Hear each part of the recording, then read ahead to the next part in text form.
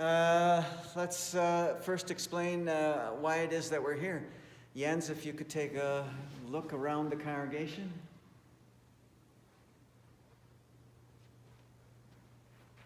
And obviously, two people didn't get the notification, but we're not going to mention any names. Anyway, on Thursday night, we had church council meeting. And at that meeting, it was unanimous that we would drop communion until further notice because of the COVID-19. And then when I got home that night, I started reading vociferously on the internet and noticed all of the sporting events, even those that are happening in April and May, are being canceled. And I thought, if they're being canceled because of a threat of people sitting close to each other, then how are churches where people sit even closer together, how are we any different? And I believe that this is the safe and the right thing for us to do at this time, and we'll see how things play out going forward.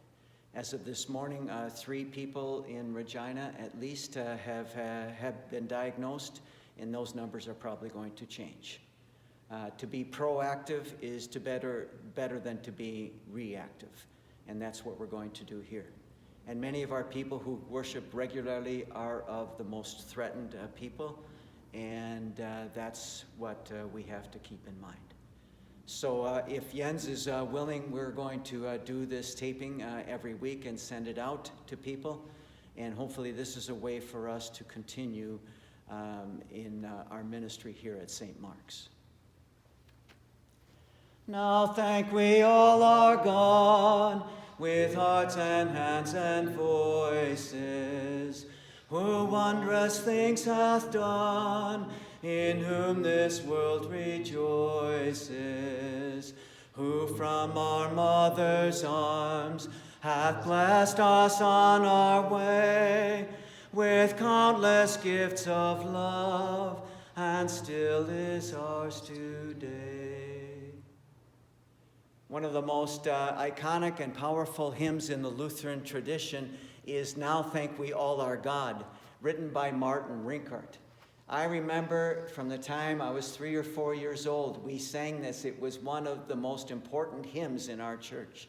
And every Thanksgiving, we sing it here at St. Mark's and other occasions during the year. And the reason I chose this song today is obvious when I tell you why. When I heard this song for all these many years of my ministry, I always thought, whoever wrote that song, they must have been having a really good day to be able to write that. Now thank we all our God, with hearts and hands and voices, who wondrous things hath done, in whom the world rejoices. When I finally learned the story about Pastor Martin Rinkart, a Lutheran pastor in Eilenburg, Germany, I understood the power behind the message. To the contrary, rather than things going well for him and his congregation, it was a time of the 30-year war in Germany in the early 1600s. And Eilenburg was a fortress city with walls built around it, and people began coming in for refuge by the thousands. And soon the plague hit the city. There were 4 Lutheran pastors. 1 fled, 2 died, and Martin Rinkart was the only pastor remaining. He buried 4,800 people in 1 year, including his wife and a couple of children. How could he have gotten to this point later in that same year to be able to sing this powerful song and to write the words and to have somebody come up with the music?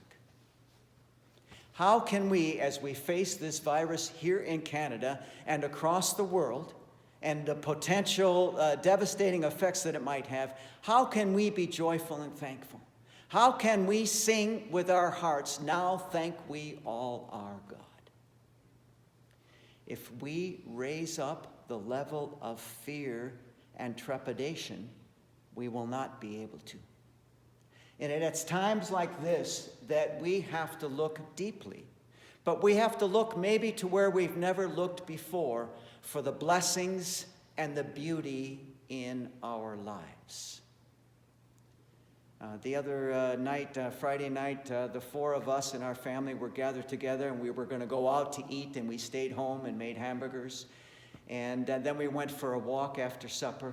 And we said afterwards, what a beautiful time. We haven't had a beautiful time like this for many, many months. And if this virus brings us closer together as families, then so be it. If it stops us from our busy running around, I'm supposed to be in Phoenix now at this time, then maybe we have to find our beauty, our rest, and our joy in places that we haven't found it for a long time. We have to find it in the people that we are in contact with, in the relationships that we share, and in the faith that God has given to us. One of the things that is happening in our world is fear. And sometimes the more people read about it, the more fearful they become. I think at the base of most people's fear is the fear of dying. And if you have a fear of dying, today is the day to start working on that. You have to overcome your fear of death. That's one of the most essential parts of our Christian faith. Do not be afraid. Do not live in fear. Do not let this virus overwhelm us. Live in confidence. Live in trust. We have the Christian faith. We believe in eternal life. Hold on to this gift and the promise of eternal life. All of us are going to die. We don't know when. We don't know about the severity of this crisis that's with us right now. But we all will die, and we need to get over our fear. Some people say there's been a run on toilet paper. And I haven't been one of those people. So if I run out of toilet paper, can somebody please help me out? Sure. Give us a call. But just think about this. I mean, if people are going to run out of toilet paper, do you want to be in any proximity with those people who no longer have any toilet paper? Psychologists say that this is a sign that people are afraid, and they want to be able to do something concrete, and hoarding is a part of that to push their fears away. I believe that faith is the antithesis of fear. And now is the time for us to be less afraid and to lift our faith up as high as we can, to renew this relationship that we have with God. And there's been so many things in our lives that have taken us away from our spiritual connection. Now is a time for us to renew this spiritual connection. And we'll probably have more time on our hands. In Britain now, sometime this week, they are going to declare that anybody over 70 should self-isolate for at least 2 weeks. So it's possible that all of us are going to have time on our hands. It's a time for us to draw closer to God. I will give people opportunities and suggestions about spiritual formation in the emails that I send out. One of the things that has helped me in my spiritual formation over the years is the Taizé that we've been practicing here at St. Mark's. T-A-I-Z-E. And if you Google that, there are numerous websites that explain this. And the Taizé songs are so powerful. They're short, they're repeatable, and they are a way for us to shift what's happening in our hearts.